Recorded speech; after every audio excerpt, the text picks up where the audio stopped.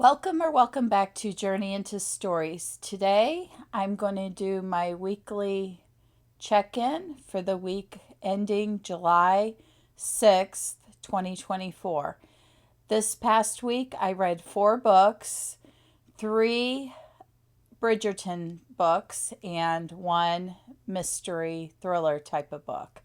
So I will go through the Bridgerton books first and then the thriller at the end. I read, let's see, one, two, three. 3 of the 4 books were 5 stars and one was a 4 star. I enjoyed thoroughly my week of reading this week. So the first book I picked up was The Duke and I, Daphne's Story, Bridgerton. This book, Daphne Bridgerton has always failed at the ladder. The fourth of 8 siblings in her close knit family, she has formed friendships with the most eligible young men in London.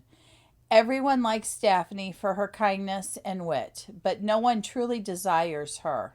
Too unwilling to play the romantic games that captivate gentlemen. Amiability is not a characteristic shared by Simon Bassett, Duke of Hastings. Recently returned to England from abroad, he intends to shun both marriage and society, just as his callous father shunned Simon throughout his painful childhood. Yet, an encounter with his best friend's sister offers another option. If Daphne agrees to a fake courtship, Simon can deter the mamas who parade their daughters before him. Daphne, meanwhile, will see her prospects and her reputation soar. The plan works like a charm at first, but amid the glittering, gossipy, cutthroat world of London's elite, there is only one certainty: love ignores every rule. This I gave 5 stars. I enjoyed the back and forth with Simon and Daphne. You could just feel the chemistry throughout the book of the two of them, at least I did. And I just thoroughly enjoyed my read of The Duke and I. 5 stars. This was the first of the Bridgerton series that I started. I think it's actually book 1, but I didn't necessarily read them in order. I think the third book I read is actually the fourth in the series.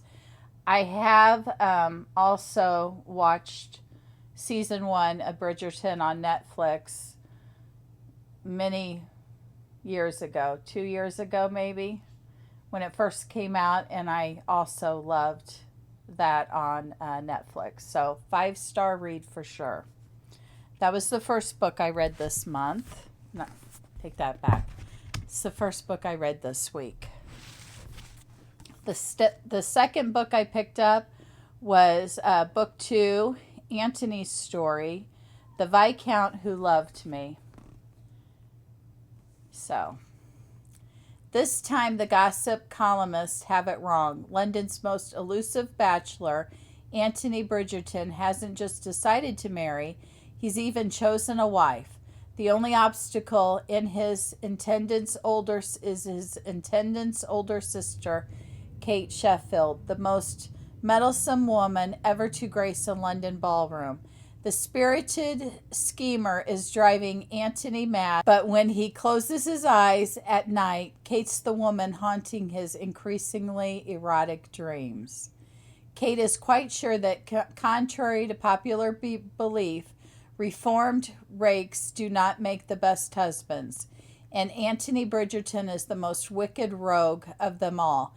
Kate's determined to protect her sister, but she fears her own heart is vulnerable. And when Antony's lips touch hers, she's suddenly afraid she might not be able to resist the rake herself. This, I also enjoyed my reading experience. I gave it a 4 star, and I also watched season 2 of Bridgerton, which is Antony's Story. And I will say I loved the book, but the season 2, actually I rated 5 star in my mind.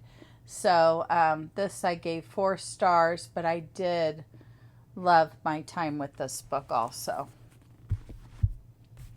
Now, probably my favorite of the Bridgerton books I read, and I think this is actually book 4, correct me if I'm wrong, but it's Romancing Mr. Bridgerton, Penelope and Colin's Story.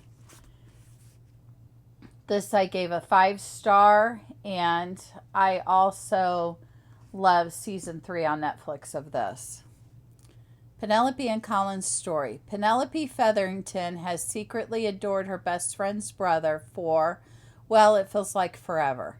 After half a lifetime of watching Colin Bridgerton from afar, she thinks she knows everything about him until she stumbles across his deepest secret and fears she doesn't know him at all. Colin Bridgerton is tired of being thought of as nothing but a empty-headed charmer and tired of the notorious gossip columnist Lady Whistledown, who can't seem to publish an edition without mentioning him. But when Colin returns to London from a trip abroad, he discovers nothing in his life is quite the same, especially Penelope Featherington. The girl who was always simply there is suddenly the girl haunting his dreams. When he discovers that Penelope has secrets of her own, this elusive bachelor must decide, is she his biggest threat or his promise of a happy ending? I loved this book. I will say I loved all of them. The Duke and I, 5-star. This 5-star. The Viscount Who Loved Me, 4-star. However, I enjoyed my time with each of the books, and I also love the series on Netflix. It's a go-to for me for sure. I don't know what's taken me so long to get to these books, but I truly love them so far. And I will anxiously be picking up, I think, book 3, technically. I don't know which one that is. And continue with the series. I have a very exciting thing that's going to happen the beginning of August that I get to go to. So I'm trying really hard to get through the books for that. The next book I read was Confessions by Kanai Minato. I listened to it through Libby. I gave it 5 stars. I loved this book. After calling off her engagement in the wake of a tragic revelation, Yoko Moriguchi had nothing to live for except her only child, 4-year-old Minami. Now, following an accident on the grounds of the middle school where she teaches, Yoko has given up and tendered her resignation. But first, she has one last lecture to deliver. She tells a story that upends everything her students ever thought they knew about 2 of their peers and sets in motion a diabolical plot for revenge.